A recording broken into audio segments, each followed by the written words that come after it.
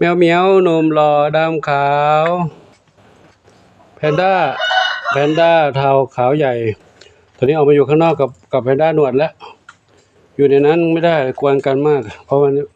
หลวงปู่เอาตอนนั้นปล่อยออกมาแล้วกวนกันอันนี้ก็แพนด้าหนวดอยู่นี่อยู่ในที่อยู่เขาอยู่ด้วยกันได้อยู่บ้านหลังเดิมนี่เนาะบ้านหลังเดิมอยู่นี่กี่เหมียวเนี่ยนี่สีสุดา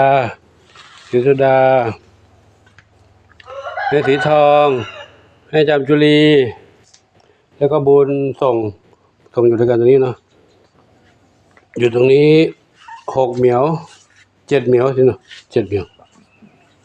เดี๋ยวปู่ไปดูน้องๆเด็กๆเล็กๆในบ้านกันเด้อเจนาวรัตน์กับจินตลาคู่ซีอยู่ด้วยกันตรงนี้เนี่ยอยู่กันตรงนี้เนาะปู่ไม่อยู่หลายวันตอนนี้ยังกวนกันอยู่ เนาะได้ทราบข่าวจากครอบครัววินาทยานแจ้งมาว่าพี่เหมียวก็ยังกวนกันอยู่บางเหมียวก็ต้องอยู่ข้างบนบางเหมียวก็ต้องอยู่บนในกรง ในห้องบางเหมียวก็ต้องอยู่ตรงมุมต่างๆเพราะว่าแต่ละเหมียวที่กวนกันอยู่ด้วยกันไม่ได้เดี๋ยวกว่าจะเจ็บเนาะก็มีน้องเหมียวจากไปน้องเหมียวน้อยจากไปเนาะเอาน้องเหมียวรู้หน้าที่กันดีนี่มานั่งรอบนนี้เลย นั่งรอบนนี้เลยเหรอลูกขึ้นเวทีรอเลยรายงานตัวไม่ได้รายงานตัวกับ FC ตอนหลวงปู่ไม่อยู่หลายวันแล้วเนาะทีนี้ขึ้นมารายงานตัวเลยเนาะรายงานตัวแล้วนั่งอะไรลูกมีสุขน้องมีสุขโตเป็นหนุ่มแล้วเนี่ยมีสุขนั้นอะไรส้มขาวใหญ่ทับทวีสีลูก4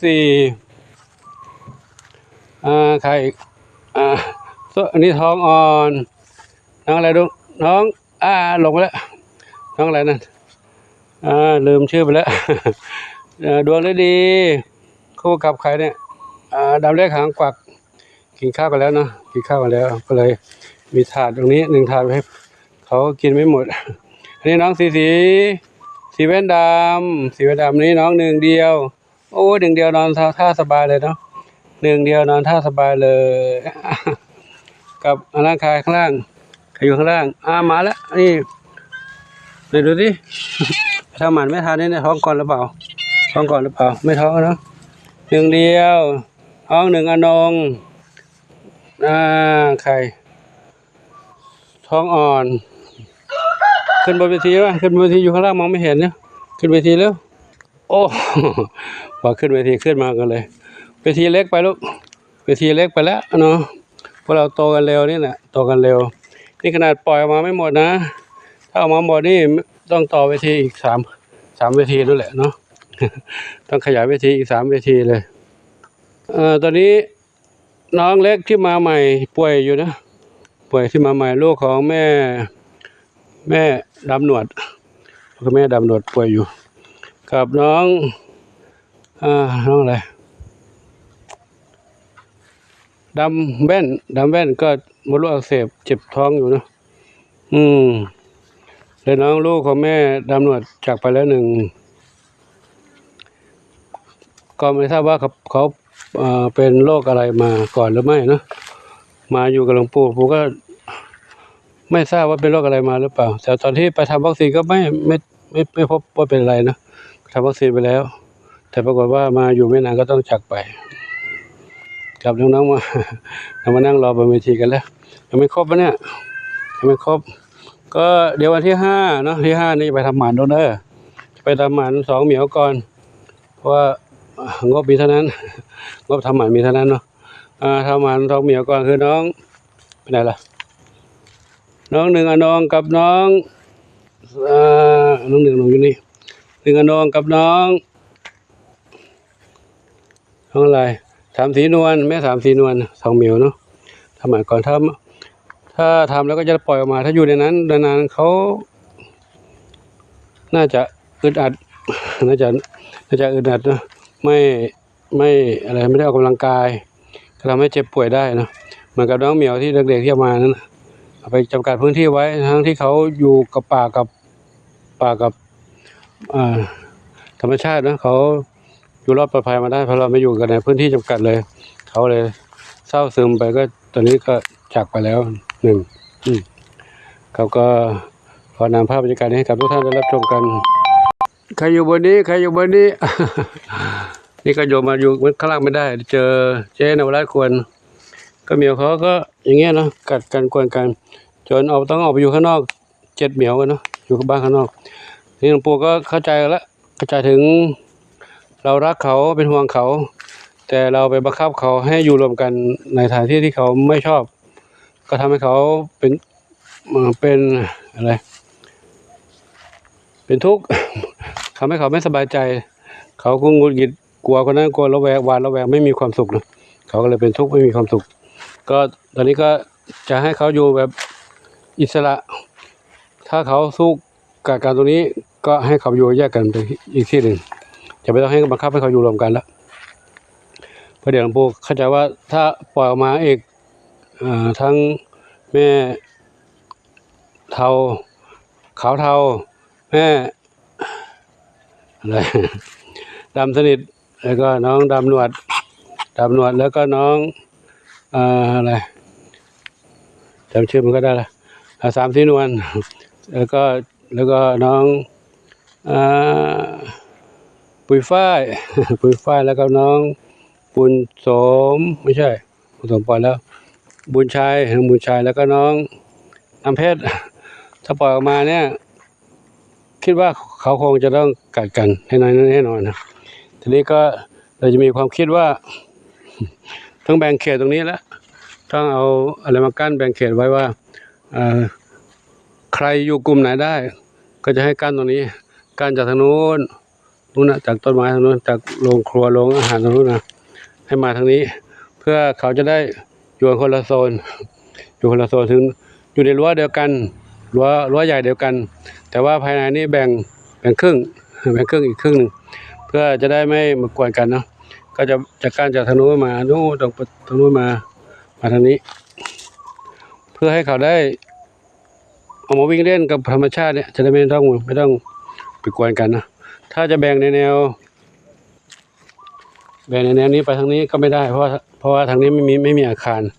ทางนี้ไม่มีอาคารนะก็เลยต้องแบ่งว่าจะแบ่งครึ่งเอาตะข่ายมากั้นสูงเท่าตะข่ายรอบนอกนี่แหละแต่กั้นจากทางนู้นมาหากั้นจากด้านนู้นนะด้านนู้นมาหาด้านนี้แล้วหลวงปู่ก็จะอยู่กับเหมียวในนี้หลวงปู่ก็โดนขังอยู่ด้วยกันในนี้แหละเนาะถ้าหลวงปู่อยู่ข้างนอกเด็กๆข้างนอกเขาก็ไปหาหลวงปู่ข้างนอกถ้าหลวงปู่อยู่ในนี้เขาก็จะอยู่ในนี้ด้วยกันหลวงปู่ก็มากางเต็นท์นอนกับเหมียวในนี้แหละเนาะอยู่ด้วยกันเนี่ยเราเป็นอะไรล่ะเป็นก๊กเป็นแก๊งเป็น กลุ่มเป็นก้อนเดียวกันแล้วก็อยู่ด้วยกันนี่แหละเนาะก็เดี๋ยวให้ดูตรงนี้ครั้งนี้ก่อนไหมทางนู้นยังไม่ได้ไปดูเนาะก็ไม่เป็นไรแล้วเดี๋ยวให้ดูน้องทางนี้อีกสักหน่อยนึงกันแล้วกันเนาะก็ระหว่างที่ดูก็คุยไปด้วยหลวงปู่ไปปฏิบัติกิจ ปฏิบัติบุญแสวงธรรมจาริกแสวงธรรมก็ได้อะไรมาอีกเยอะแยะนะได้รู้ถึงการเป็นอยู่ของชุมชนต่างๆรู้ถึงการเป็นอยู่ของธรรมชาติรู้การเป็นอยู่ของสัตว์โลกทั้งหลายสัตว์โลกทั้งหลายเขาก็มีวิถีชีวิตของเขาแต่เราจะเอาเขามากักประขังแบบนี้ดูแล้วมันก็ไม่เหมาะไม่ควรน้องนี่น้องอะไรเนาะปุยฝ้ายแต่ตอนนี้ในน้องน้ำเพชรหลวงปู่ไม่ได้ไปถ่ายข้างในนู้นนะขอถ่ายข้างนอกนี่ก่อนเนาะน้ำเพชรตอนนี้น้องอะไรลูกปุยฝ้ายเนาะก็เดี๋ยววันที่5เนี้ยจะไปทำหมันแล้วนะอันนี้ก็ยังไม่ได้ทำหมันทั้งหมดแล้วเพราะว่ามีหมออยู่ท่านเดียวในอำเภอนี่นะต้องรอตามคิวนั้นทำหมันแล้วก็จะปล่อยเขามาเดินเล่นอันนี้ก็หวังว่าคงเป็นไปได้นะถ้าจะกั้นตรงนี้เพื่อให้เขาได้ออกไม่ต้องอยู่ในกองแคบๆออกมาอยู่ในพื้นที่กว้างๆนี้เพียงแต่ว่าเราแบ่งครึ่งกันตรงนี้เท่านั้นเองเนาะก็คุยเยอะไปแล้ว เดี๋ยวขอยุติครั้งนี้ไว้เท่านี้ก่อนเนาะน้องเล็กๆนู้นไม่ไปดูเขาเป็นนั่นอยู่ เดี๋ยวครูจะจับเหมียวคนนี้เล่นตรงนี้ก่อนทางนู้นเขาเป็นอะไรป่วยไม่สบาย ก็ยังไม่ต้องไปดูเขานะเดี๋ยวเขาจะพาติดเชื้อมาหาเด็กๆครูจะจับเด็กๆคนนี้เล่นก่อน